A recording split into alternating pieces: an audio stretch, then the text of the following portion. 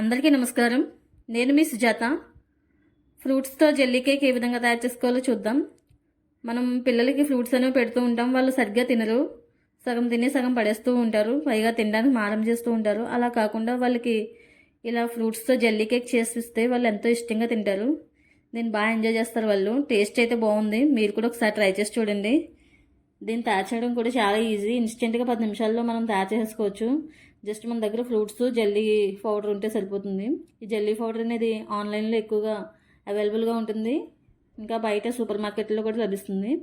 ముందుగా ఈ jelly cake తయారు చేయడానికి ఫ్రూట్స్ ఈ విధంగా ముక్కలు కట్ చేసుకుని పక్కన ఉంచుకోవాలి. ఒక గ్లాస్ వాటర్ అయితే సరిపోతుంది, పావు లీటరు. ఇది జెల్లీ పౌడర్. పంచదార అయితే ఒక 100 గ్రాములు సరిపోతుంది. ఇవన్నీ కూడా పక్కన ఉంచుకోవాలి. ముందుగా ఫ్రూట్స్ అనేవి నేనైతే ఒక అరగంట ముందు బేకింగ్ సోడాలో వేసి బాగా నానబెట్టి ఉంచాను. ఫ్రూట్స్ అనేవి కొంచెం కెమికల్ అది ఉండకుండా పోతుందని నేను నానబెట్టిన తర్వాత ఇలా వాటర్ వేసి, వాటర్లో మళ్ళీ కొద్దిగా సాల్ట్ వేసి శుభ్రంగా కడిగేసాను.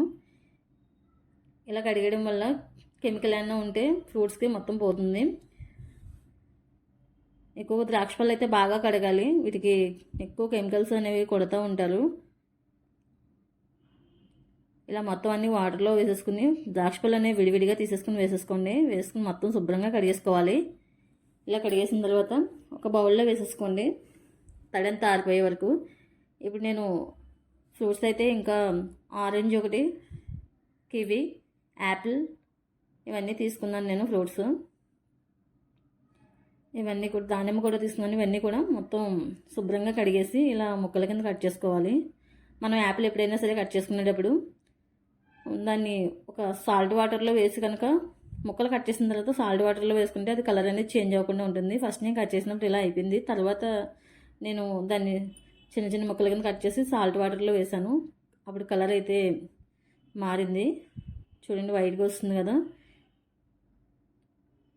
అదే యాపిల్. అది ఇప్పుడు చూడండి, ఈ విధంగా మొత్తం ముక్కలన్నీ కూడా కట్ చేసుకుని ఒక ప్లేట్లో ఉంచుకోవాలి. ఇప్పుడు ఒక గ్లాస్ వాటర్ తీసుకుని ఇప్పుడు మనం స్టవ్ మీద బౌల్ ఇలా గిన్నె అనేది పెట్టి మంట మీడియం ఫ్లేమ్ మీద పెట్టండి. ఒక గ్లాస్ వాటర్ వేసి అందులో నేనైతే 4 స్పూన్ల పంచదార, ఇది అంటే పెద్ద స్పూన్ ఇది పంచదార వేసాను. అంటే ఒక 50 గ్రాములు అయితే పడుతుంది, సరిపోతుంది. ఒకసారి ఈ పంచదార అంతా వేసి మంట మీడియం ఫ్లేమ్ మీద ఉంచి మొత్తం కలపాలి. ఇలా పంచదార అంతా కరిగే వరకు ఇలా 5 మినిట్స్ మొత్తం పంచదార అంతా కరిగిపోతుంది. ఇప్పుడు జెల్లీ పౌడర్ ఇది నేనైతే 2 స్పూన్లు వేసుకుంటున్నాను. ఇంక కేక్ అనేది కొంచెం గట్టిగా ఉండాలంటే ఇంకొక స్పూన్ ఎక్స్ట్రా వేసుకోవచ్చు. నేనైతే కొంచెం జెల్లీగా ఉండాలని కొంచెం 2 స్పూన్స్ వేసుకున్నాను. ఇదంతా కూడా బాగా కరిగే వరకు మొత్తం కలపండి. ఉండలు అనేది కట్టకుండా జాగ్రత్తగా మొత్తం కలపాలి. ఒకవేళ కొద్దిగా అన్నం ఉంటే కనుక ఉండల కింద ఒకసారి వడకట్టేసుకుంటే సరిపోతుంది. ఇలా ఒక జెల్లీ పౌడర్ వేసిన తర్వాత ఒక 5 నిమిషాలు బాగా మరగనివ్వాలి. మరగనిచ్చిన తర్వాత చూడండి, కన్సిస్టెన్సీ ఈ విధంగా ఉంటుంది. ఇలా అయితే బాగుంటుంది. మనకి కొంచెం ఇలా చల్లబడేటప్పటికే ఇది జెల్లీ కింద అయిపోతుంది. అందుకని నేను గోరువెచ్చగా ఉన్నప్పుడే, ఇప్పుడు వేడిగా ఉంది కదా, వేడి కొంచెం చల్లారాక వేసాను. ఇప్పుడు ఈలోగా మనం ఒక బౌల్ తీసుకుని ఈ ఫ్రూట్స్ అన్నీ కూడా ఇలా ముక్కల కింద కట్ చేసుకున్నాం కదా, ఇవన్నీ డెకరేషన్ కోసం అయితే ఇలా సర్దాము. ఫస్ట్ కొంచెం పైన లుక్ కోసం ఇలా సర్దిన తర్వాత అది జరిగిపోకుండా ఉండడానికి కొంచెం జల్లీ వేసాం. లిక్విడ్ వేసిన తర్వాత అది అలా స్టాండర్డ్గా ఉంది. తర్వాత మొత్తం ఫ్రూట్స్ ముక్కలన్నీ కూడా వేసేసుకుని మిగిలిన జల్లీ లిక్విడ్ ఉంది కదా, ఇదంతా కూడా ఇలా వేసేసుకోవాలి. టేస్ట్ అయితే చాలా బాగుంది. ఇలా గోరువెచ్చగా ఉన్నప్పుడు వేయడం వల్ల ఫ్రూట్స్లో ఉన్న జ్యూస్ అంతా కూడా ఈ జెల్లీలో దిగి టేస్ట్ సూపర్గా ఉంది. అసలు ఫ్లేవర్ కూడా బాగుంది.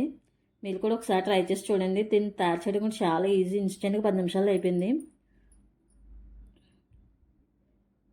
పిల్లలు అయితే బాగా ఎంజాయ్ చేస్తారు దీన్ని.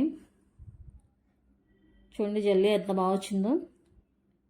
తింటే మాత్రం టేస్ట్ చాలా బాగా అనిపించింది నాకైతే. నెక్స్ట్ మీకు ఏ రెసిపీ కావాలో కామెంట్ చేయండి. ఈ వీడియో కనుక మీకు నచ్చినట్టయితే లైక్ చేయండి. సుజాత కుక్ ఫైల్ నా ఛానల్ని సబ్స్క్రైబ్ చేయండి. Thank you for watching. Please subscribe my channel.